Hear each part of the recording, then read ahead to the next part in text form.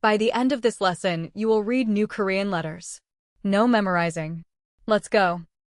Remember the secret of Hangul. Each letter is shaped like your mouth when you say it. Here is the letter. rieul, It sounds like R/L. The place is the tongue tip, light tap. Now add a vowel and listen. la, 로, Here is the letter. mieum, It sounds like M. The place is the both lips nasal. Now add a vowel and listen. 마, 모, Here is the letter. bieup, It sounds like B/P. The place is the both lips.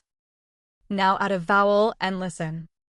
바, 보, Put a consonant and a vowel together and you get a syllable. Like building blocks. 라, 로, 마, Your turn. Read these out loud. Pause if you need to. 라, 로, 마. Amazing. You just learned 3 consonants.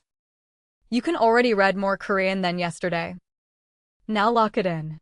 Go to korean.weasm.com. Free practice, no sign up. The link is below.